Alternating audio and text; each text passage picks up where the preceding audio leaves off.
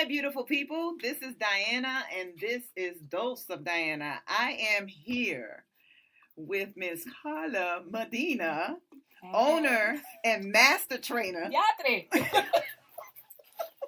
of Sudor Taino. Listen, this is how I got it down. She is the owner and master trainer at Sudor Taino Group Fitness.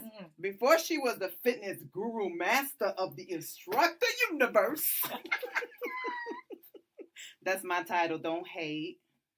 She worked for the Hartford Police Department for 20 years. Crazy story about that. Before we get into you, I took the same test with you. Oh my, can you even imagine? And I remember it was like a sprinkle of women. A sprinkle. 3 days of testing. Oh my gosh. Yes. But my father talked me out of it. So okay. I would have been retired right now. I know. And we missed that chance to collaborate. I know. A long 20 years ago. Damn it. So, okay. Let's get into it. Boys Club, Police Department. It's Boys Club. Yeah. All right. How do you navigate being a Latina woman? Not just a woman. A Latina woman coming up in the streets of Hartford and having to police the streets you grew up in. That's like 3 questions. That's not even fair. Like, why do you do that? Was like a run-on, like, serious situation. So first and foremost, I'm refined now, but you know, in order to get through that, I was a flaming. No, you know, no, I'm not saying that. I was a flaming bitch, and I had to be on the defensive. I had to defend myself. It was one of those things that I had to like just be willing to be that rough exterior person within the police department. Now, outside of the police department to police my community and my peoples, I took the job to serve.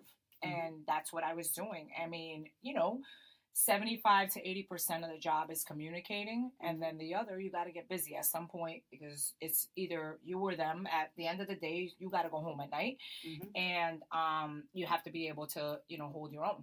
So in retrospect, I felt like I was bipolar, you know, because I had to be that way inside, like just totally on and defending myself within the boys club, and then outside I could just be what I wanted to be all my life, and that was to serve the community, to help, you know, kids find their parents take care of their kids, break up fights, you know, have people, you know, just try to work things out, you know what I mean, and just being that, you know, connector and that counselor at times, or you know, sometimes you had to wear like a bunch of different hats. Right. So it was kind of one of those jobs that allowed me to do something different every day as well. Yeah. So what's some of the challenges? You can share one or two inside the police department?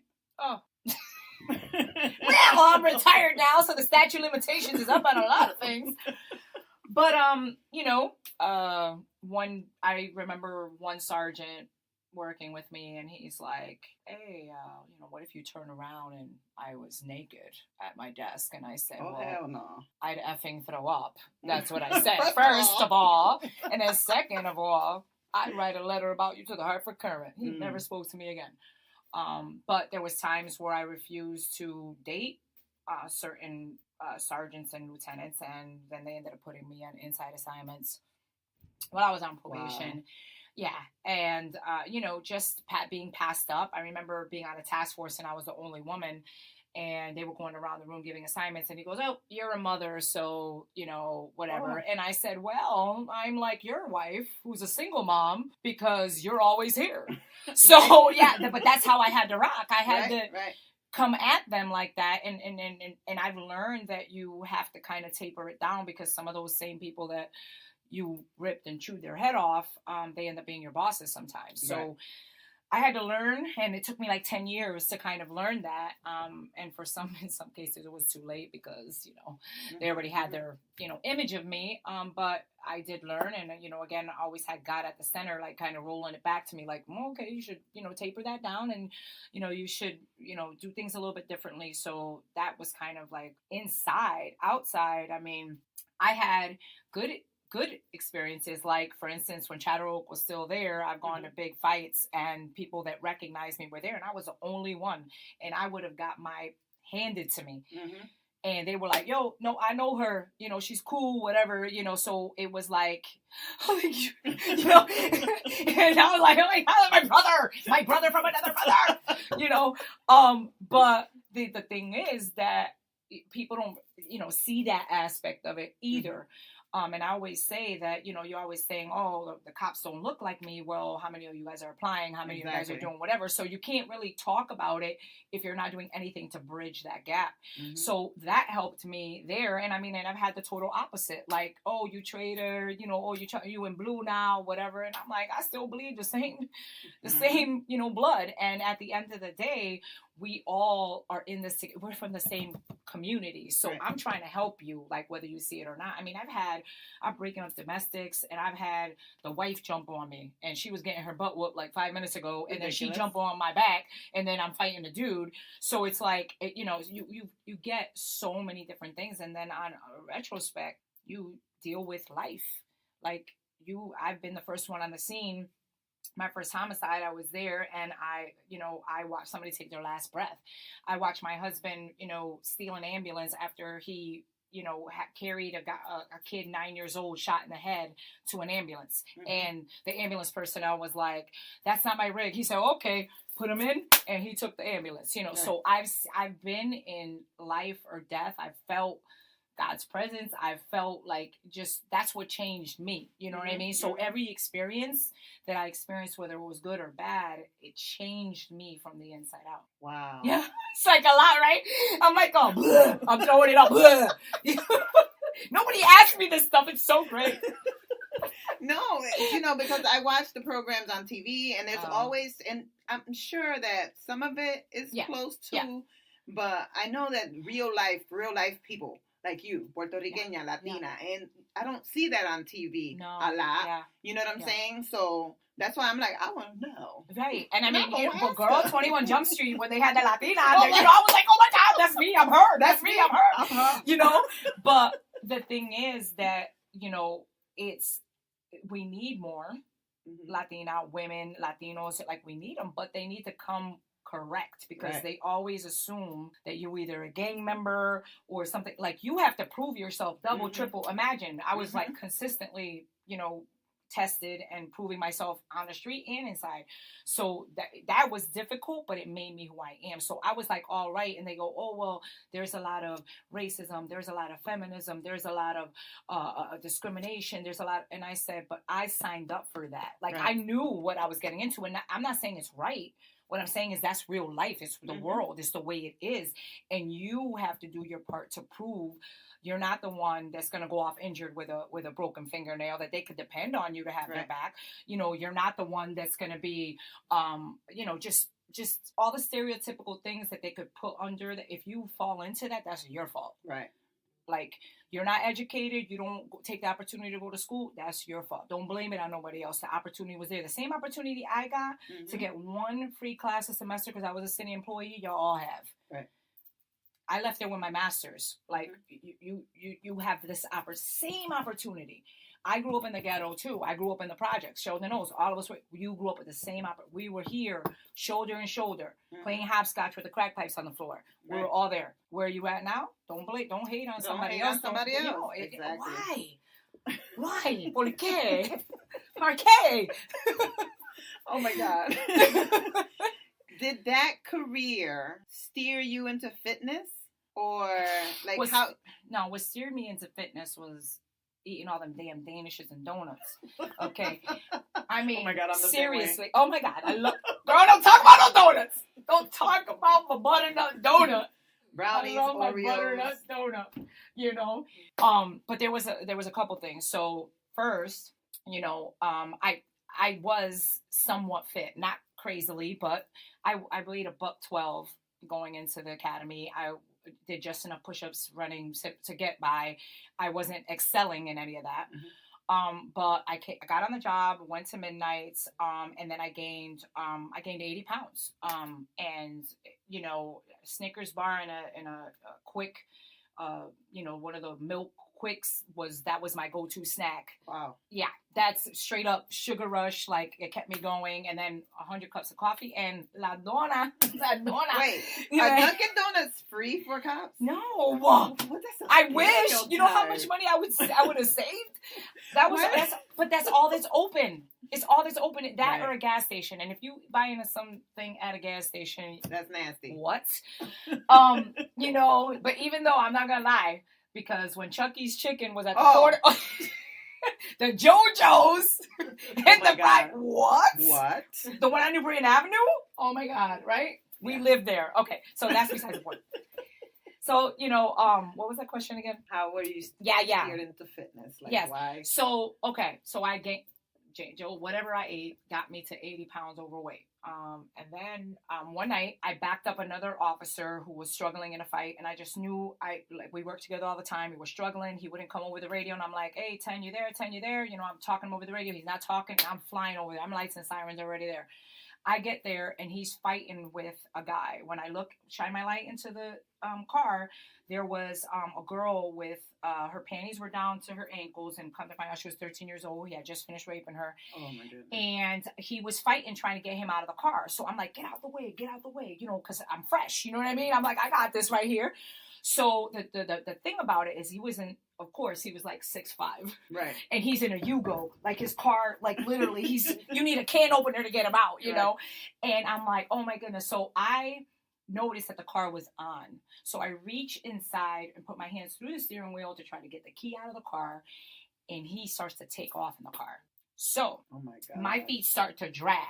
And here you go, that scar to prove it. Wow. My feet start to drag. And I am literally having a conversation with God. I said, okay, this is not how I want to go out. Right. You know, so like, you know, you help me and I'll dedicate my life to you. Like, we got to have an open conversation about this in the 5.4 seconds I have right now. Yeah. So right after I'm having that kind of thought, my partner pulls me, and he severs all the tendons in this left hand, because he pulls me and my hand's stuck in the steering wheel.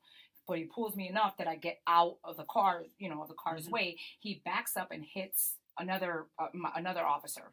So it's like in this dirt, like almost a lot, and they used to bring prostitutes there. It's a known place right in back of Buckley. Okay. It's right there. So in any case, we start to look at the situation like, okay, we're gonna have to shoot somebody here. Like, this is what's gonna happen, because he's not gonna get out of the car. So it had just, I don't know if you're familiar with Aquan Solomon, who was 15 years old and he was shot in the north end of Hartford. It was a big controversy, and it was 1 month after that. Okay. So we're standing there, and the guy happens to be African American. My partner's white, and I'm Spanish. So we're literally having a conversation. Mm-hmm. The car is about to come towards us. The headlights are on us, and we're both pulled out with a gun, and we're both having a conversation. He's like, well, you shoot first. And I'm like, no, you shoot first. Mm-hmm. He's like, no, you shoot first. I said, with my luck, I'm going to hit the girl.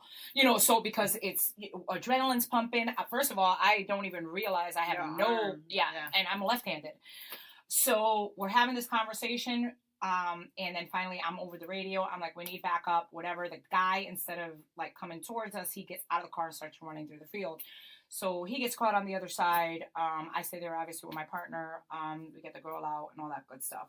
But that was like the epiphany for me. Like, if I had not been 80 pounds overweight, could I have handled the situation different? And probably the answer would probably be no.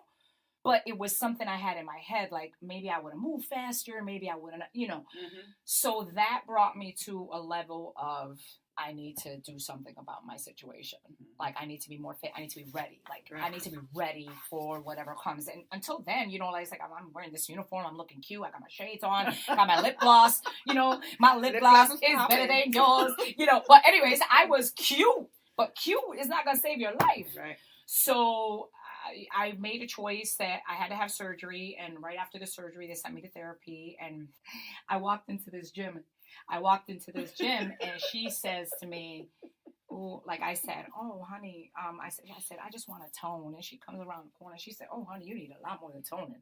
You need to drive some weight, girl. Okay. And I was like, oh, no, and I was like, oh, whatever. So I went to my car. I was like, ugly cry, snot cry, whatever. Mm-hmm. And I'm like, but she's right. Like, you know, come on. I came in there with that story about I want to tone. Mm-hmm. 80 pounds overweight. That's when I deserve that. When I came in here talking about, I just want to lose 10 pounds. Then I lost the 10 pounds and I was like, it's the same. I look the same. Well, so in any case, it pissed me off to the point that I came back there and I not only worked out there 7 days a week, but I became an instructor there. That's kind of like what fueled the fire. Mm-hmm. And I said, I've got to let people know that it can be done, that this is what they can do, that they can feel good. And girl, when I started taking them kickboxing classes, I done lost my mind. Because that is my, like, I just felt it from my toes, you know? And I was like, I got to share this. Like, this is, I can't keep it to myself. And it just started to perpetuate from there. That was like a long-winded answer. But yeah, but that's it right there in a nutshell. How was the transition from being a sergeant at the Hartford Police Department to being the headmaster, instructor, fitness guru? There really, you know what? There really is no transition because it was lateral to me. Okay. Like, I'm in charge of making sure that people serve in the police department, that they serve correctly, that they serve with everything they have, they exhaust all their resources. Here, I'm in charge of making sure that people get the resources they need by finding what moves them. Mm-hmm. So to me, like I'm well, you know, Jeanette's the real sergeant, but it's almost like you still are managing resources for people and helping them manage their journey. Mm-hmm. So to me, it's not a transition. It's almost like lateral for me, easy to bounce back and forth. Okay, so I just want to enlighten these people out here because people are like, Sudor, Sudor.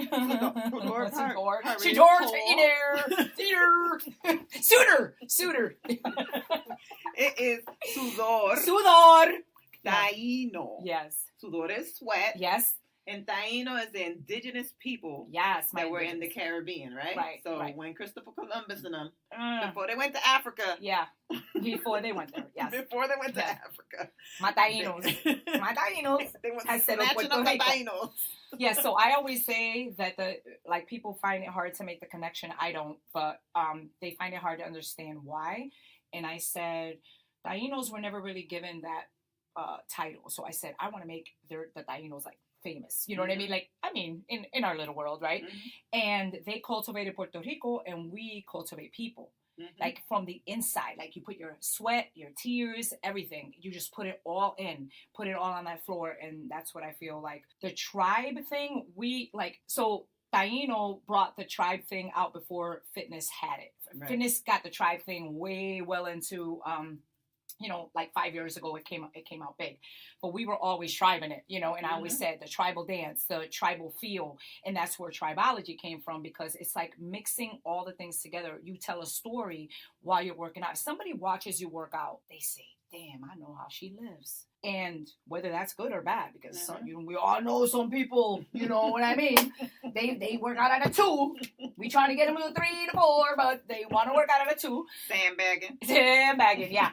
So it's all about that, the cultivation of the individual, then collectively, and then culturally. I feel like we move different as a culture if we're healthy.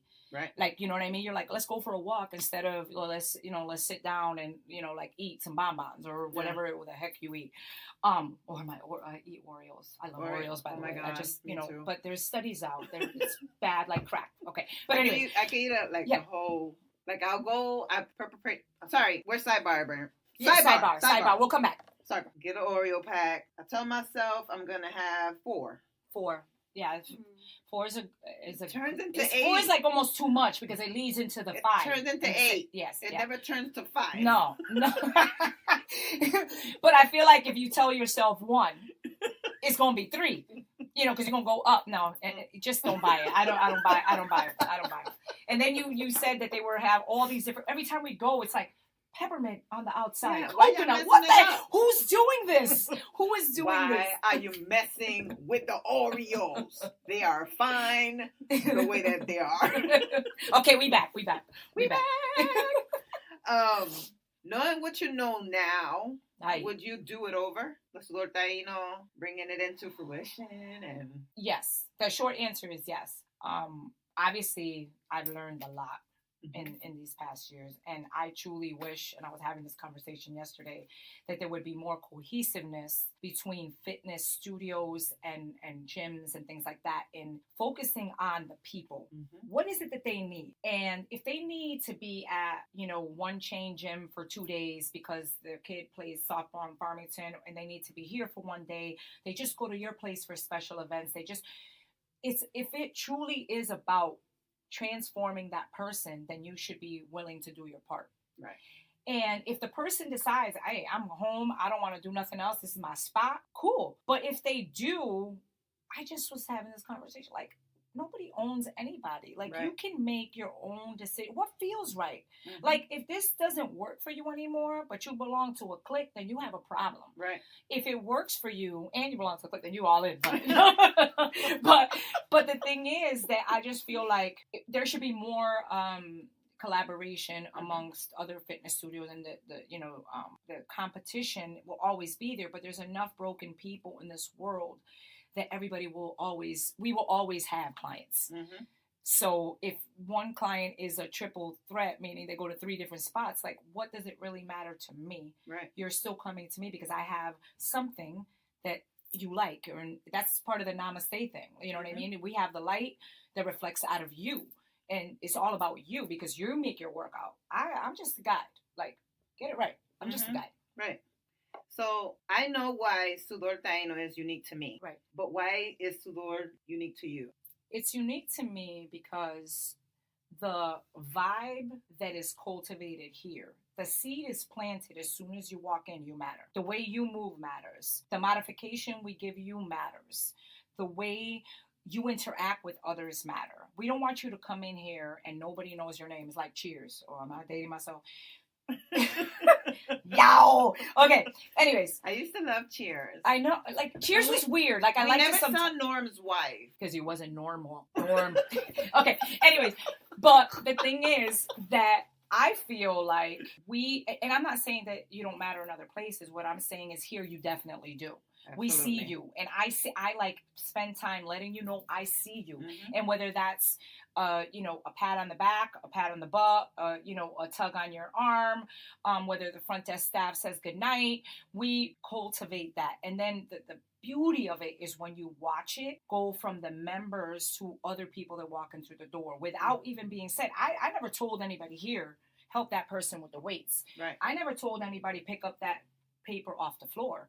I never told anybody that, but it's cultivated. It's in the air. It's part of the vibe. So that to me, granted, listen, we get hardcore workouts in. I mean, everybody's sweating, drenched, but that's the underlying secret of it all. The whole mission is that it's about more than that. It's about humankind. It's about, if we're better humans on this floor, we take it outside into the world. Absolutely. And we have a bigger impact. Well, I'm just going to share. Oh, boy. A few words of why I think it's unique. The energy, the positive environment, the teamwork atmosphere. The classes change every 2 months. Let me say that again. The classes change every 2 months. There's always innovative programs for weight loss, running, and fit body, which are being copied as we speak. And the number one reason for me is I was accepted for me. Everybody that comes into that door, no matter how broken, no matter how successful, no matter what, everybody comes in and you're on the same plane. You're on the same plane. Everybody has workout clothes. Everybody's going to sweat. Not go out clothes. They got to go out clothes here. Workout clothes. And you're going to sweat. There's no makeup. People may try to come in with makeup. Don't do it. I'm going to tell you right now. And if you lose your workout bag, we'll replace it. Everybody will replace it. You ain't got a bra, Jeanette will give it to you. Listen, there was a time where I was running late. I always had an extra pair of sneakers in my car, but for some reason I didn't. And I was running late. I grabbed my bag. I didn't have sneakers. I got here from Windsor, and I'm like, fuck. And someone said, I have an extra pair of sneakers. You're like, I usually don't buy people shoes, but okay. I usually don't put my feet in it, but you know what? I gotta get my workout on. I'm sorry. I was just about to say that. Usually it's a I no. don't do that, but I'm here. I gotta work out. All right, so those are just some of the things. There's a lot more other things like the community work, which we'll get into. Yeah. A lot of other things. We'll talk about those. Sudor Taino cannot be replicated because of your faith, your vibe, the spirit, and your no-nonsense approach to the floor. It cannot. I'm shook every single time.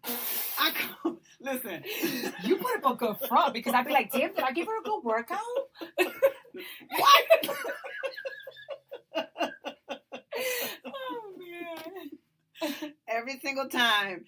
Listen, when the classes change especially, I'm out there, I'm like, this is what I'm thinking. What the fuck is gonna happen? And then I'm like, but you didn't die before. You didn't die before. Not gonna You're die gonna be now. all right. You're gonna be all right. You're gonna be fine. And remember that when I change the schedule, I always have those members in mind. Like, where could we go from here? Like, how can I, get them to the next level? Because it's not about me. The classes are strictly where does the energy and physical and spiritual flow need to go? Okay.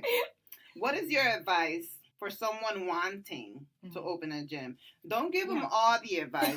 Just give them a little tip or two. I mean, one of the things is, so you have to make a decision. Either you're going to be an authentic business and have a specific mission and vibe to you, or you are just going to replicate and be part of a change in, which neither one of them, it has to work for them. Mm-hmm. But, one of the things that comes into fad once in a while is community.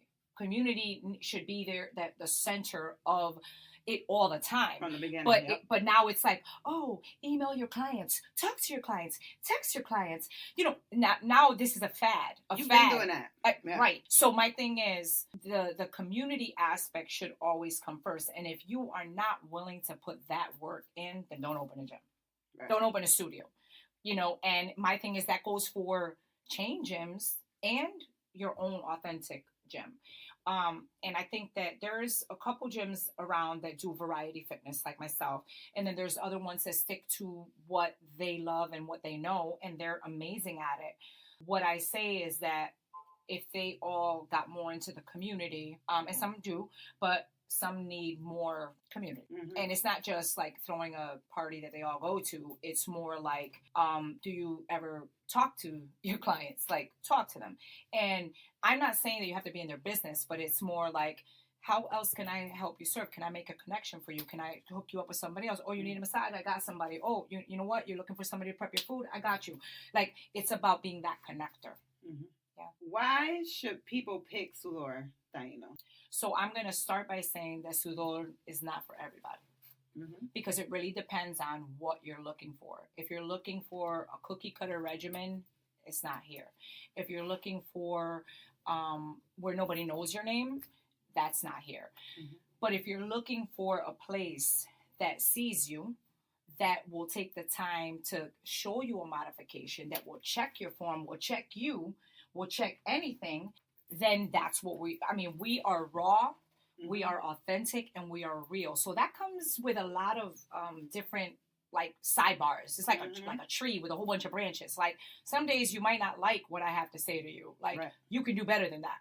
And then some days I'm just going to walk up to you and give you a hug because I feel like you need it. And that's just who we are here. Mm-hmm. So it's not, that treating everybody that they're the same and that they're just a number. Here, again, we see you. But then that works because, like you were saying, community and being able to see. So when everybody, and not to say that people are in everybody's business. No. But you become connected in a way that when you do feel that someone needs a hug, yes, they get it without saying and accept it. Yeah. Oh, yeah. The person accepts it. Yeah. You know what I'm saying? Yeah. So then sometimes come the tears and the why is going on. And, right. There's some people going through cancer right now in our studio. There's some Love people, you, Richard. Love you, Richard. And there's some people, that have parents that are sick. And, but the thing is, we're such a connected vibe tribe that everybody that's been through it can say, oh, I've been through it. Right. This is what I did. Right. You know what I'm saying? So that it becomes like a resource in a sense. Right. You know what I'm saying? So it works. Oh my God. Like, I'm always hugging people. Let me tell you. No, but you know what? And then people tell me, like, they'll inbox me and they'll say, you have created such a beautiful environment. Today, I got a hug from blank. Mm-hmm. Today, this person asked me how I was doing.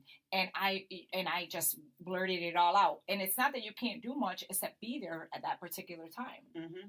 So, yeah, you're a hugger because I know this. I know. I don't hug everybody. No, not everybody. And you need to sanitize yourself. So don't be coming up to me in the streets trying to get a hug. Yes. What does it feel like to transform lives?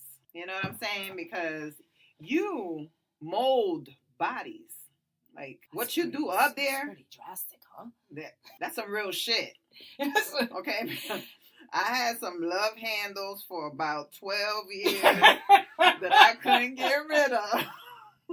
Them shit's like, and I still got a little bit, but it's not at a curvature. It's more like a straight line. What it feels like. I think when I first started, which happens to everybody, it almost inflates your ego a little bit. Like you're like, oh, I'm a transformer. But then God smacks you and says, it's not about you, girl. It's about what you're bringing. You are just a vessel. Mm-hmm. You are just a guide. And I could pull that gift from you at any time that I want to. So that's what checks me and checks my weight. And one of the things that we were talking about is like, oh, how do you keep your body? And I go, I don't. Like, I'm up, down 10 pounds, all it, like, it's sometimes life happens, and I know that life happens to people. I am just like you. You are me. I am you. Namaste. Mm-hmm. Get it right. Mm-hmm. It's not easy for anybody, and I don't care what they say. Some people are gifted genetically, and some people say, well, she doesn't look like a fitness instructor, really, like one of those people that are hardcore. And I said, yeah, because I would have to chew on lettuce and work out 3 times a day, and that's something I'm not willing to do. Mm-hmm. I don't want that kind of a body. I want the body that I have. Right. And so all of that keeps me in check. I know I gained and lost 80 pounds twice. I struggled with 20 pounds like 7 years ago. I'm up and down, like, let's say 5 or 6 pounds. So all of that, I stay grounded. I'm humbled by the process. Mm-hmm. And that's what keeps me real with people. And, it keeps me in check. Like, this is not about you so much. Yeah, you might be on this stage, but tomorrow you're a listener somewhere else, mm-hmm. And you don't always have to necessarily be on the stage. I'm on a stage every day talking to you. I'm on the stage, but this is your show. Mm-hmm. I'm just here because I want to get the word out to people, and it's always about touching lives. So it's a consistent effort mm-hmm. by you, by me. You want people to listen, but it's not really necessarily, it's the Diana show, but you're giving them tidbits, you're giving them nuggets of information, like a resource. So you're bringing them people that are going to touch their lives. And mm-hmm. maybe somebody's sitting there thinking, like, I can't. Well, besides me wanting to slap you for saying I can't, because I hate that. But you're listening and you're going, oh my God, you gained 80 pounds twice. I can't believe it. Oh my God. But now you build integrity with people, and that builds rapport. And now we're in a totally different realms. So if you're looking for transformation, you have to be willing to go at it with everything you got. And that's what I do every day. And that's why I say on this floor, I don't care my back hurting. I'm on antibiotics. I'm on day number 9 right now. I'm on antibiotics. I can't hardly breathe. I say to myself, they came here and I got to give them 100. I'm not sandbagging it. You sure it's not like 150? Because what the? Sometimes I be like, that was terrible, and then I look back and your hair is like sticking up. I go, oh, I got it. It's fine. Her hair's sticking up. Yeah, I'm good. I got a good workout. So the long and short of it is the transformation aspect. It makes me feel like I've been entrusted with a gift and I'm doing what I'm supposed to. That's the way it makes me feel. I don't feel like it's all me, because I know that it's the entire tribe. God has made me a leader, but sometimes I have to lead from behind. I teach people, I instruct people, then they go on to the same thing. Mm-hmm. So it's the gift that keeps on giving. Mm-hmm. And to me, that's what it's about. Damn, that was fun. It was. And it's recorded. Dang, I'm glad that's on tape. I was just like, listen to it. Yeah. So what frustrates you about the business or the fitness business, the industry, the competition? See, here she go with 100 questions again. Frustrating. So frustration with clientele is more that they can't see what I see, and I try to like I'm drawn at them. Like I see, I believe in you, I got you. Like let's go. You can do it. But sometimes it falls on deaf ears. So my thing is, I wish that they could see what I see, and some takes them longer than us. Some don't, some don't ever see it, and that's the frustration. Because if it's funny, because someone asked me if there was a gift, there was a superpower that you would have, what would it be? And I said it would be to heal, because all the garbage, scars, and nonsense and experiences that people carry make them believe that they can't. Mm-hmm. You know what I'm saying? So I know it's like chains that are bound on them, and they're heavy. And if I had that superpower, I could just go whoop, and then we're talking about a whole different game. Let's go. Mm-hmm. Because you're not, your mind isn't playing all this negativity, and you're not thinking about, this one did this to me, that one did this to me. And, me having lived through so many experiences, whether it's being molested, single parent, whatever the case might be, I'm open about it because those things made me who I am. They fired me up from the inside and made me who I am. Mm-hmm. And if you think about how dynamic that is, you didn't go through it so that you could stay in it. Right. You went through it so you could get through it. It's like putting a diamond over a fire. That's what perfects it. That's what beautifies it. Hello. That's how we need to rock. And the frustration is you don't see it. You don't see or even believe that you're going to get there at some point. That's the frustration. I know you've seen, because you're here on the floor, but I know you notice and you take a look at people and you see them at their 120. Yes. Yeah. And then you'll see them at their 50 or at their 20. Yes. And you're like, what the heck? I could tell. Yes. And then you like ramp it up, and I'm like, fuck. Yes. You're like, she caught him. She went in on him. And again, it's not so much about the weight, but it is, because a lot of people that cycle with weight is that they carry it internally too. Mm-hmm. They haven't let go of that stuff. And I almost want to say, like, dude, everybody else that did something to you is living, and you still are stuck in this thing. And you still carrying them 40 extra pounds. Then you lose it and you gain it back. And you lose it and you gain it back, because there's no integrity in the process. And it frustrates me, but I understand it too. I do. So I have that side of me that understand it, but I can't show you that, because I have to be on you. I have to get you to see it. Mm-hmm. And sometimes, that process is excruciating. And again, when people sandbag it or half-ass it, I'm thinking to myself, I just had back surgery like 3.5 months ago. And what are you doing right now? What are you doing right now? And so what? Like, I will try acupuncture, traction, massage, anything. You tell me to roll in, I will. You know what I'm saying? You tell me to roll in and I'll be like, oh, what? Pee? Hold on. Let me try. Don't think I'm a freak. I'm just saying pee. I use that as an example.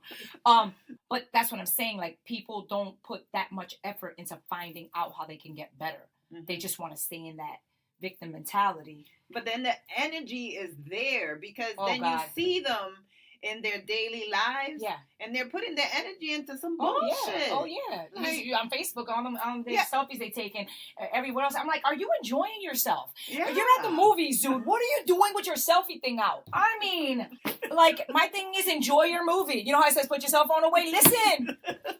Come on now. Enjoy your moment. Enjoy your time. Oh my God. So on the other side of that, what brings you most joy? Oh shit, when I see somebody feel it. When I see them, when I say feel it, you know how I scream it from my loins.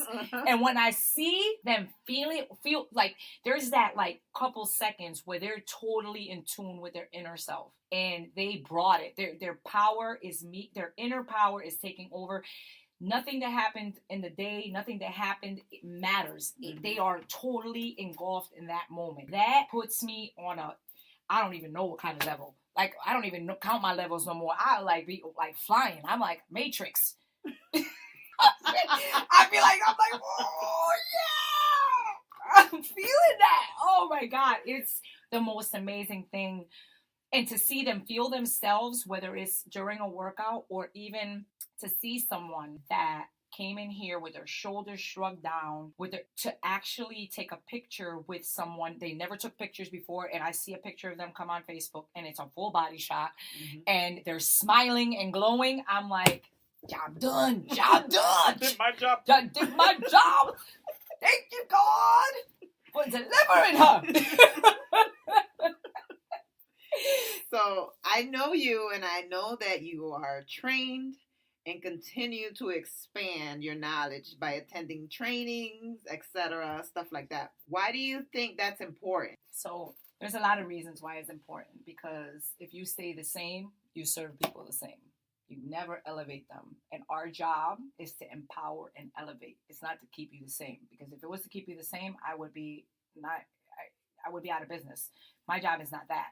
My job is to elevate you 100%. Every time you walk through that door, if I'm at 100 and you came in at 50, you at least going to 60, 75, 80. If you came in, if I'm at 75, we're meeting at a low level. We're not doing that. So my job is, and the job of the studio in general is, like I said, is the tribe, is to elevate. So how could we do our job if we consistently are teaching you the same things, doing the same moves, same music, same classes, same description, same. Same before and after. Well, there's no it's before and before because you're never after. And, the thing is that not only do we go to training, my instructors train with me one-on-one, and they train in all different genres. And not only that, I give them homework. I say, I need this, and this from you. I need you to grow in this area. This is an area you're lacking. This is your strength. Show that to someone else. So we're consistently bonding in how we can elevate Karla, the program. Don't give them too much. Don't give them too much. Yeah. Okay, so don't meet with your instructors. Don't give them too much. But if you want to hire me, I'll come. So from the first day that I came here, I kept hearing form. Oh, God. Form. That's my thing. You're always on the floor, not only instructing us, but making sure that we are on point with our form. Yes. Always making sure that we're good, so we're not getting hurt, or you care so much. Why? Well, besides the fact that some people go on vacation and people walk up to them and go, "Are you an instructor?" And they go, "No, I just take good classes." But besides that, it's because I don't advertise. So to me, you are a walking, living, breathing advertisement. And to me, I'm planting everything I have in you. I want you to be the best you can be, to have the best workout you can be. And that means, if it means putting your shoulders back, getting your knee to the floor, some people only have half an hour. You ain't trying to waste that. You already mentally want to sandbag it at times. I'm not going to let you sandbag it physically. That's not going to happen. So that's one of the things. And, all the instructors are also trained to get these people to, and that's why I stand sometimes. I'm like, y'all been using 2-pound weights since y'all been here. Y'all been here for 4 years. Y'all should go up 1 every year. So you should be on 7. What you doing? But the form thing has always been my thing. Meaning that, I just consistently am a critic of myself. And I'm consistently checking my form. If I am, I want you to be on point too. Because I've been coming here maybe about 4 years. Well, then I got a cough. No, that's fine. There you go. You need some water. I know. I'm tearing up over here. You got me crying. Y tengo calor también. The reason why I bring that up is because I see not only local gyms, but gyms, like I go on Instagram and I follow other gyms, and I've learned form here. So when I see it, it's like, nobody's going to correct their form? Like, you've been going to this gym or whatever you call the place where you work out for 2, 3, 4 years. You're doing the same classes, and you got fucked up form. Why does your back hurt? Because you got fucked up form and nobody's saying nothing. Wow. So then you come here, and they're correcting you. Not only the instructors, Some people on the floor are like, okay, no, you got to do it this way. And they're not trying to diss you, or they're not trying to get in your business. They don't want you to be hurt. Right. That's, you know what I'm saying? Because I've seen people take it in and be like, oh, thank you. Yeah. And then I've seen other people that were instructors in the past or whatever, and they take it a different type of way. How you an instructor? But anyway, those were my observations. Yeah, I mean, some people have a lot of people in their classes, and it's hard to correct everybody. No. I will not allow you to make excuses for other people, because you've had 100 people in here and you go around, and if you can't get to everybody, you tell Carly, you tell Michaela, I'm fixed. Go over there. So other people, I'm just saying. That's just, like I said, that's my observation. Mm-hmm. And you got big old eyes and a big old mouth to go with it. Next. No. Okay, your motivation. Yeah. Where does it come from? The Lord. Let me tell you, when I am lowest on my motivation, it's because I lack spiritually. Every morning I wake up, I do my gratitude journal. I do my prayer. I do a meditation, and when I was going through my back surgery, I was like, I'm a Nathan. I'm mad. I don't want to be in, and I was like thinking to myself, like, this is it. This is it for you. Like, back surgery. Yeah, major back surgery. You won't come back. And people, I'm sure, were thinking I wasn't probably going to bounce back as quick as I did. By the way, she's jumping out the gym. So, anyway, she's at like 200 now. She got a new back. Okay. So the other thing is, that was like the hardest. That was a dark period for me. I've had several in my life, obviously, but it was to the point that I was like, maybe this isn't for me anymore. And I questioned, like, maybe this is the crossroad God gives you, so you can say, I'm all set. I'm not going to do this anymore. Maybe I have to find another way to serve. And then I remember seeing a podcast, seeing a video of one of my fitness mentors. He don't know he's my mentor, but I love him. Not like that, honey. So anyways, I think he's great. And he was going through a knee surgery thing, and he did a podcast called Faith and Fitness. So one of the videos came out, and he is working out off crutches, and I was like, I felt my body shake, and I was like, roar! Mm-hmm. I'm back.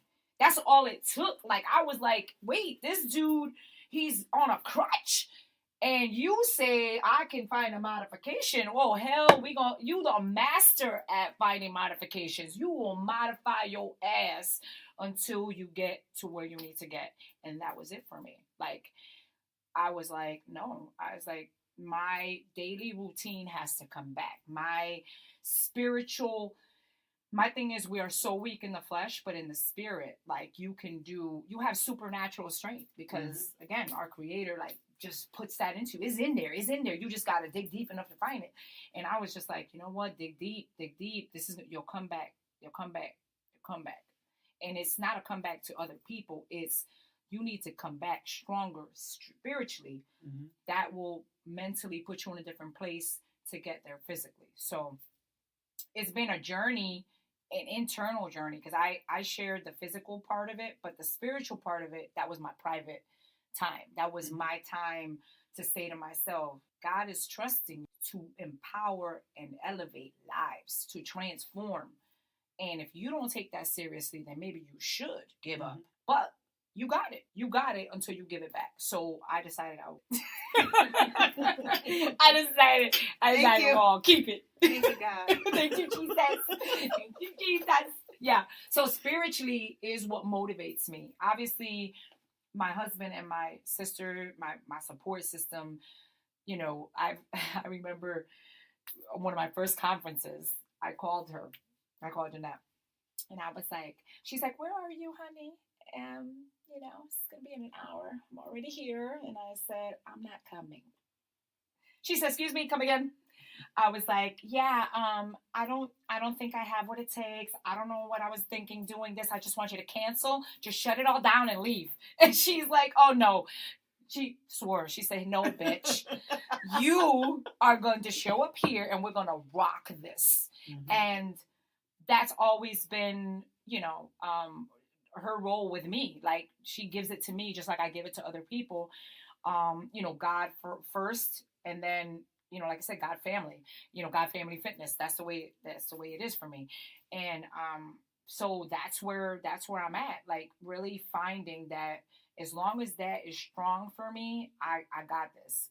Once I start to slack and not give that the time, that the honor that it merits, then that's when the stuff starts to slide, go to the left for me. Mm-hmm. Yeah, left. So that's the motivation right there. And, obviously, y'all kill me. if y'all get killed, I get sent for, know. I remember taking a video of the class, and there was people from New Haven, different places.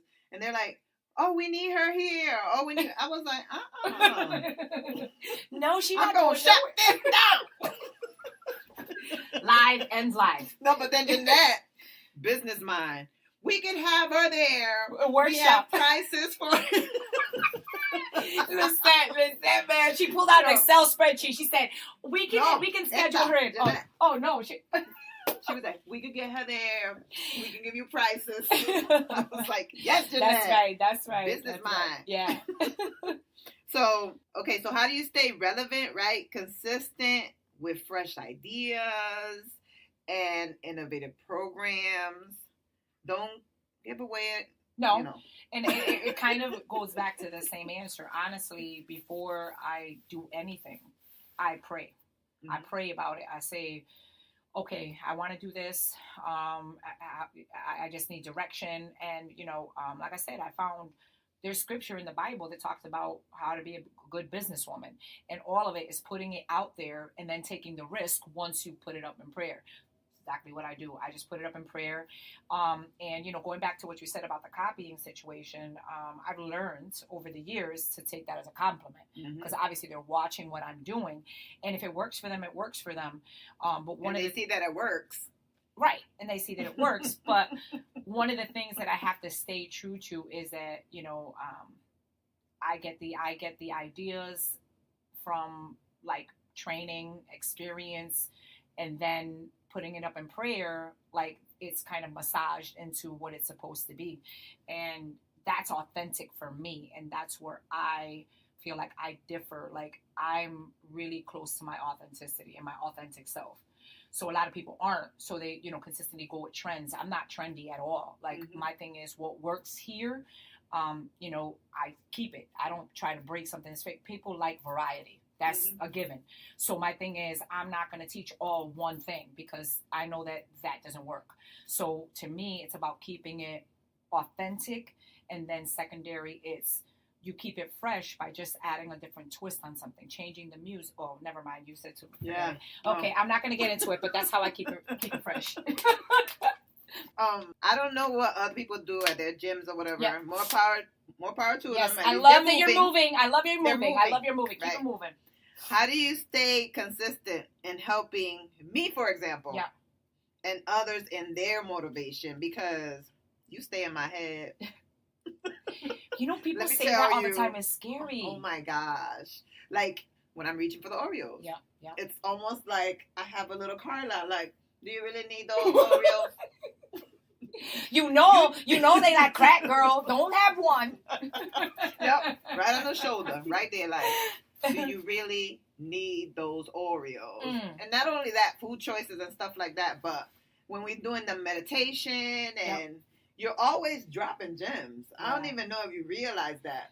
I'm one of the things I share with my sister all the time is that I'm really outside of myself when I do that. She says, you said, and I'm like, I don't remember saying that. She's like, you said, I can't believe you said. And I'm like, oh my goodness, like I said that. Yeah. Keep saying it. Yeah. Keep saying it. But because it's almost like when you're at that moment where you're like, there's sometimes where I'm like, shit. And then you say, is this all that you can do? And I'm like, shit. Did she see me? And the thing is, what a lot of people don't understand about me is when I cue form, I probably corrected it on myself. When I cue for motivation, it's probably because I'm lacking it myself. When I cue, is this all you got? I'm asking myself the same question. Mm-hmm. So to me, it's a constant reflection. Me, you. We got this workout, and it's together that we can get through the struggle. Dang, this is a perfect day for an interview. I'm just dropping it. Are there any programs that you follow when it comes to food? I know that in the past you've done Whole30. Yeah. Mm-hmm. So do you continue to do that? Yeah, so I live my life completely Whole30, except for, like I said, if on the weekends I would choose to have an alcoholic adult beverage, or I choose to have pizza. But for the most part, I live completely Whole30, except one thing. I have creamer in my coffee. And that was the one thing that I went back to, but like cheese, dairy, rice, pasta, like sugar all the time, no, except for my emergency candy bar, because I always had, that's a joke, but I remember one day my sister came over, right, and she's like, I need a brush, I'm going to go on your thing, and there was a candy bar like this big in there. She's like, what in the hell is this? And I go, it's an emergency bar. You break off a little bit, and you go away. But it's one. You only get one. You only get one little block. It was a big Hershey one. That wouldn't work for me. But I've done it for years. I go in my cabinet right now. Yes. You go in my cabinet now. No multiple trips. That's the thing you got to promise yourself. When you stand in front of that bar, the integrity is one block. And that's what I do. I'm already talking to myself enough about the Oreo. now you got to transfer to the emergency bar. Yes. What's your take on supplements and self-care and? Okay, so see, why does she do these dual function questions? Because then I'm get all over the place. Okay, what's your take on supplements? Okay, so I personally don't take any supplements except amino acids. That's for my recovery. That's the only thing I do, and I do take magnesium at night. I do take vitamin C, although I just had walking pneumonia, so I don't think that works. But I do take that and vitamin B. In the morning. So that's really all that I do. And then every once in a while, I'll take a shot of apple cider vinegar just to keep the balance and acidity down in my body and, help with the belly blow. Mm-hmm. So that's really all that I do. I really do not do any pre-workouts or any of that stuff. I try to have a cup of coffee sometimes before I work out because it helps me sweat more. It acts as a thermogenic, but really all that other stuff, because I'm allergic to stevia, I'm so petrified of my stomach bloating out and me looking like freaking Homer Simpson with my belly hanging out because that's how big it gets and it's so uncomfortable. So I'm allergic to stevia and codeine. You don't need to know that, but I just went through that in there. So that's really where I'm at. I don't. There's a lot of people that take a lot of different things, and if it works, if it works for your body. And especially, please do not try to sell it to me if it's not working for you. Right. That's another thing. Right. Please, that's a whole other subject. But if the supplement is working for you, then I would say yes. The thing is, you have to realize that a lot of these things are almost like steroids. If you're pumping your body with all this stuff and you stop, what is going to happen? Mm-hmm. So that's kind of like what I feel about that. If it's working for you, then, commit to it, and that's going to be you for your life. And then, always try to, if it's not working for you, why are you taking it? So that's kind of like what my thing is on it. Yeah. And self-care? Self-care. I love self-care. So self-care is my thing. I can't tell you exactly what I'm going to put in it, but I'm coming up with a rub for sore muscles. Mm-hmm. I'm working on it right now. So excited about it. But I have an acupuncturist. And you can purchase it here. That's what Taino. Yes, you will be able to. Yes, you will be able to. I have an acupuncturist, a physical therapist, a masseuse. I do a lot of scrubs, my meditation. I'm trying to think what else. I go to my chiropractor. So I have what I consider it my team, of professionals that if something's wrong with me, I try to find a way to fix it. But there's things that like for instance today, I'm training someone to do the same stretches that I do because I need them for my body, and not anybody does them around here. Mm-hmm. So I'm training her to do it on me because I need it, you know, and it's so effective, and it's very cost effective to get it done, and then to make your body more limber. And if we treat our bodies, if we want to go, and we don't treat our bodies good, like soaking up some salt or do the things that make your body feel good, then I feel like you're going to shut down at some point, and you're going to result in, you know, a lot of different kinds of injuries. My back surgery, it wasn't because I was working out. As a matter of fact, they said if I didn't work out, I would have been in a wheelchair prior to me. Yeah, if I didn't work out as much as I did, I would have been in a wheelchair. And they said it's kind of weird that your back was at a 10 and, you know, for pain, and you were able to work out. Because once my body got warm, I just went for it and just didn't. And then afterwards, I was back to being decrepit. But they said that I would have been in a wheelchair. So to me, the way the nerves were being compressed and my legs were going numb and everything else, you know, I feel like it saved my life mentally and physically. And that's why it's more of a dedication now, you know, and now I want to figure out ways to help people that, you know, are post-surgery and things like that. So I just started doing challenges on an app. And I have one that's from the chair. So, like, that's in my head, all I could do was, I was in a chair. I could only stretch overhead. That's all I had. So my thing is, what are we doing for those people? And if you really care about people, like, we have to find ways to serve all these different types of population. I love my people on the floor. They can do burpees and they can do all this stuff, but not everybody is there. Mm-hmm. And, you know, so it's about serving that. So self-care is part of that, is wherever you're at physically, then you have to find something that works for you. That's part of your self-care. So if I am in pain, severe pain, and somebody says, hey, why don't you try my acupuncture? No, I'm scared. Well, you should be scared of saying the same. You should be scared of that pain that you have every day. So let's go to the acupuncturist. Let's go to the physical therapist. Let's get a guided stretch. Let's do something to try to make you better instead of living in that comfortableness, because you're comfortable being in pain all the time. Mm-hmm. You just don't want to do it. I'm going to get 100 patches and icy hot. That is not going to solve the problem. All you're doing is masking it.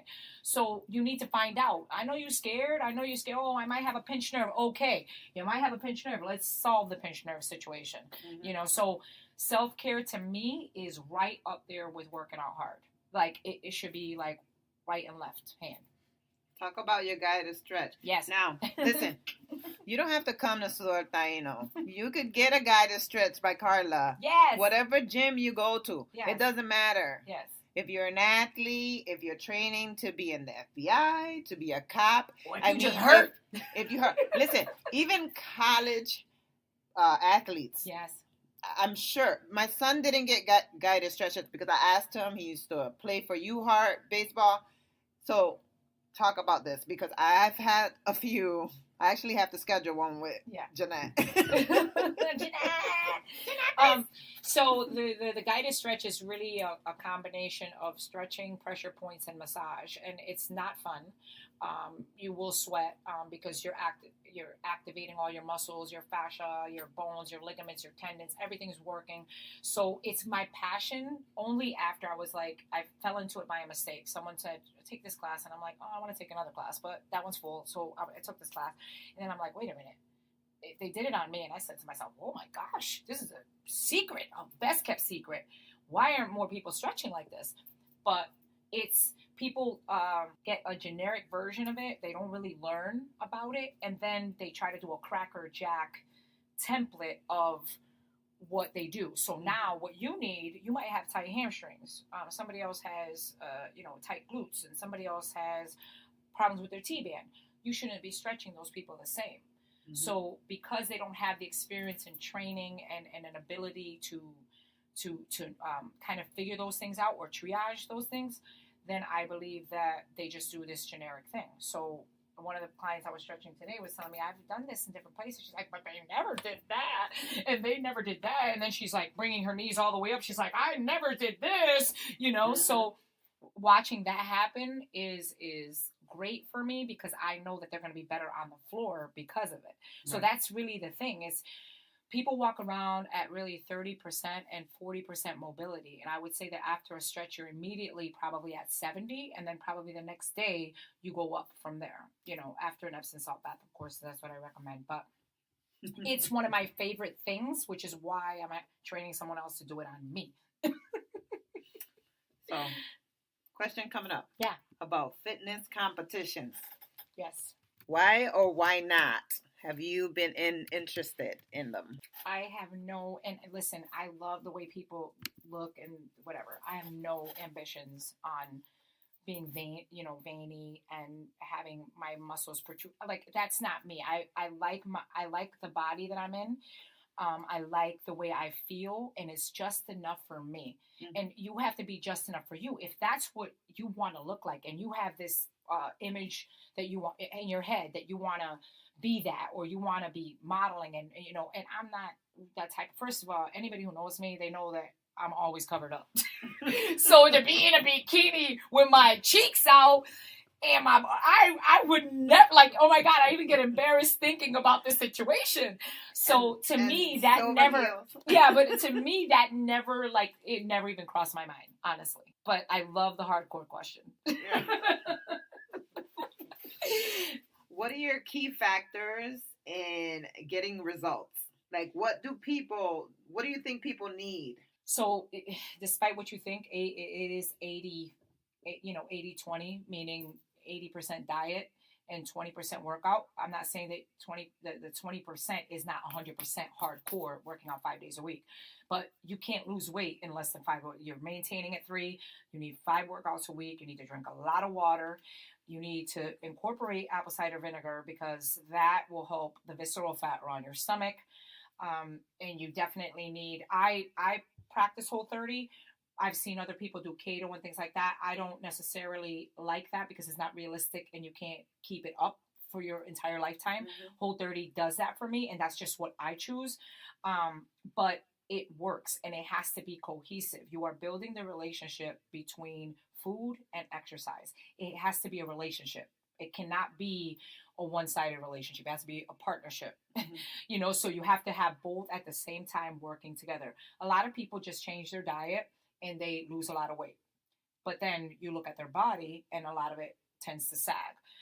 And a lot of it, they say, I'm going to wait to lose 40 pounds before I start exercising. Nonsense. You can do both. It's just in your head, you're saying, I want to lose this weight. It's an excuse to put off the inevitable. You have to exercise and you've got to tone that body. Like, at the same time, it just works. It's magic. Mm-hmm. It's a magical thing when you see it working. And sometimes, people in the weight loss program and Operation Drop It that we have, they get frustrated because their bodies don't calibrate necessarily like they want to. But you got to think of your body like a science experiment. You have to find what works for you individually. So if you don't like apple cider vinegar and, or you say, I could take the shot, I can't do the cocktail, you got to figure out what works for you. You don't necessarily need to do that, but maybe you want to try a juice cleanse. Maybe you want to try the celery cleanse, or maybe you want to not do a cleanse at all, but you're going to curtail your diet to just eat fruits, vegetables, or like whatever works for you. But the point is, why are you waiting a year to say that something doesn't work for you? Right. If it doesn't work for you, move on, eliminate it, moving on. This is not what's working for me. And I would say that workouts, a lot of people mistake their workouts for a workout, meaning your body should hit metabolic burn at least 3 times. You've got to feel your entire body heat up so that you're burning fat. Like, that does something for you. Like, you say, oh my gosh, I feel like I'm on fire. Well, you're not going through menopause. That's a metabolic burn. So to me, teaching people that, and that's why I always say people join here. And I say, you know what, even if you try it for the week free, I want you to experience what metabolic burn is. So when you go to the gym on your own, wherever you're going, you know that you can do that to yourself and that the workout should bring you there so that you're burning 1/3 more fat than somebody else who's going at a steady pace the entire time. I mean, it's just, the science is out there to prove that. So I would say that if you want to lose weight, you have to commit to those things. You have to commit to 5 days a week. 3 days a week, nah. And again, you're spiritually, mentally and physically trying to change. So incorporating, daily gratitude journals and meditation podcasts like this one, doing all of this stuff to motivate you and to keep it going, because it's hard. It's freaking hard. And everybody has trouble in their daily lives, and life happens. That thing happens. Just like the fat comes back. It happens. It happens. But you have to have a template that works for you. You go back to that template. You go, okay, that's enough. I'm going back to the template. And that's what I always say. You can build that template here. You can build it anywhere. But here, it incorporates those three aspects: spiritual, mental, and physical. And that's why it works. Okay, so on top of all the wonderful thinking, the things that you are. Yeah. Ay, Dios mío. We're going to go over some accolades. So she is one of the 2019. Are you really going to do this? Yes. Oh. 100 Women of Color. 2018 producer of the Divinely Fit Summit, which you're going to talk about in a minute. 2018 Connecticut Entrepreneur, Main Street Community Choice and Judges Choice Honorable Mention Award. 2018 Latina Symposium, Hurricane Relief Warrior. Yeah. We love that word. I know. 2018 Capital Community College and Distinguished Service Award. Authorized Facilitators of the Groove, Partners with Global Fit, Affiliate of 361, Oh my gosh. Rika, and R3 Bar, which I haven't seen. They bought a copy. Okay. 2013 ECA World Fitness Winner of Present Competition in 2014. Latinas Empowered Entrepreneur of the Year. That's honestly, that's okay. They get it, right? Like, I got some awards. Fine. Okay. You got a lot of awards. Not some. That's. And you guys that come to the studio, we need to represent at 100 Women of Color. That's all I'm saying. Because I'm going.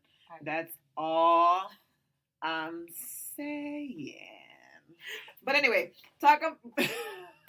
Karla's looking at me like, oh my goodness, I can't believe this woman. Talk about Divinely Fit. Yeah. March 2nd. Yes. Rensselaer Field. Yes. If you missed it last year, you crazy. It was amazing. It was. Don't miss it. Don't miss it. March 2nd. So one of the things that I was speaking to somebody about, and they're like, well, who is this for? Because I go to this gym, I do this. And I was like, it's for everybody. Like, my thing is, if you're a trainer, if you own a fitness studio, if you are a fitness enthusiast, if you're a runner, it's a whole day of just resource. And again, we could go over 25 things and you may only take 5 away, but think about what taking 5 things that work for you away will do for your life. Mm-hmm. And that's really what the day is about. And there's going to be, workouts. And again, you don't want to work out, sit it out, watch it, because it's going to be on fire. Like last year. Yes, what? So that's what I'm saying. Like, if you don't want to work out, if you just want to go for the vendors and the resources, if you want to go for the lectures, I mean, it's going to be whatever you make the day. And that's what I try to explain to people. It's not something that I plan for you, that you have to do everything. You do what works for you. That's it. And the person that asked her, if you don't want to come to Divinely Fit, maybe you can go to whatever summit your gym is doing. But anyways, let's talk about your book, because she's also a published author. She's over here. She can't believe I'm saying some of the things I'm saying. I really, but, wow. I'm in awe of you in so many ways. So yes, I do. No filter. I do have my book, and my book is a collection of stories that are prompted by a Bible verse and offer an action item at the end of each of the chapters. And there are things, it didn't start out, I was going to do just a fitness book. And then God was like, I have a different plan for you. This is what you're going to do. And it's going to be about being divinely fit. And I feel like the book coincides with the summit. It happened the same year. And I remember telling my sister and my husband, I said, okay, I want to publish a book and I want to do the divinely fit thing. And they're like, when is this going to be? And I said, in March. And they're like, it's November. And I'm like, it's going to happen. And it did. So the book is really, it helps you dive in. That's all it does. And, a lot of people said, oh my God, I couldn't put it down, and I read it straight through. And I said, wow, you must be mind blown then. Because there's certain chapters in there that I couldn't even get through, because reading them again, I was like, whoa, and I said, maybe if you sped read, you didn't really get it. Right. So you might want to read it again or revisit a certain chapter that, if you need to understand that you're a lighthouse in this world, then you need to go to the lighthouse chapter. And, so I always use it as a reference point, maybe to come back. I read it already like 3 times, and each time I go back to a certain chapter, I'm like, what did I say to do? Hold on. I'm going to read my own stuff. I'm going to do this now, So the book really was to mirror kind of hand in hand the concept of spirit, mind, body. Because in fitness, everywhere you go, it's mind, body, spirit. Mind, body, spirit, everywhere. Mind, body, spirit, or mind, body, soul. To me, if the spirit goes first and you put effort and time into that, then everything else will flow from that. So that's what the book really is about, and the summit and the same thing. And a lot of people, listen, I'm very aware, and my husband had to put me in my place about this. I'm very aware that not everybody wants the spiritual aspect. They want to come in, they want to be hardcore, they don't want to delve into that, and they want to almost think in their own mind that everything's okay. Everything sometimes is not okay. And you need that spiritual foundation to fall back on. And, whatever that means for you, I'm not saying that you have to believe what I believe. I put it out there. I'm a Christian. I'm proud of it. I'm a Christian fitness witness, as I call myself. Yeah. Hello. Yeah. Christian fitness witness. But, we have people that come to our studio that are Muslim. We have people that are different, all types of different religion. And that's the beauty of what we do, because it's about believing in something outside of yourself, which is your creator. Whatever that means for you, you take it the way you want to take it. I take it the way I want to take it. And that's really, in essence, what it's about. The book and, the summit were birthed together. I didn't do one this year. Too much. But the summit really is a space for people outside of, I love my tribe, but at the end of the day, our job is to reach the mass, to make changes in people that will go on and say, divinely fit changed me, boom, this way. They gave me this. They reached, somebody that I didn't even know hugged me today. And it was beautiful. And somebody was working out next to me and they fired me up. I went harder because they went harder. And that's what it's about. So in essence, it's really about creating that space where we can combine resources, combine energy, create a massive synergy that will carry us the rest of the year. Because I know last year, stories were shared, tears, laughter, some more tears. We shared struggles. And hardcore or not, you will get broken down, flipped inside. But you have to be accepting, because there's some people that got the block on. There's some people that got the block on, and they ain't trying to get nothing. They got the matrix going on. The people that got the block, nothing penetrates that. Right. So correct. That's not gonna work here anywhere. Whatever. But if they take just a little bit, for me, when Heather came up to me, hi Heather, sweetie. Hi Heather. When Heather came up to me and said, Diana, you were the first person to say hello to me, and you were the first person to say I could do it. We started crying. Yeah, oh yeah. That literally. Then I was looking at, why are we crying? Why are we crying? Because it feels so good. It feels so good to know this. To know that I did that for you and you did that for me, and now you're doing it to me because you're blessing. Exactly. She's blessing you by telling you that you did that for her. Exactly. And that's and one of the other things that somebody said, is the summit for men. We had 5 or 6 there last year. it is for anybody Everybody. who wants to be there. And, you know, that's the thing. They're like, men go there? And I'm like, the ones that want a good workout and that don't care about working out with mostly women, because a lot of people say to me that, oh, yeah, I'm not going over there to be embarrassed because them women, they crazy. They work out hard. Well, isn't that the point? Don't you want to do that too? You want to work out semi-hard with a whole bunch of men? Semi-hard. You know what? I mean, and the men that come here, they are phenomenal. They are just great people. And that's what we're looking for. Great people. It doesn't have to be men or women. It's just when they walk through that door, it's about empowering them to be better people. That's it. Do you have any last thoughts? Last thoughts. I think you're amazing. Oh, I think you're amazing. I'm totally serious, and I'm not saying this just because we're on the air. We're going to be on the air. I hope you don't edit this out. It's more that your vibe was needed here. So it's like weaving together a beautiful quilt. It's like that's that perfect center, that perfect block for us. We needed it, and I'm happy that you're an ambassador. I'm happy you're bringing this energy.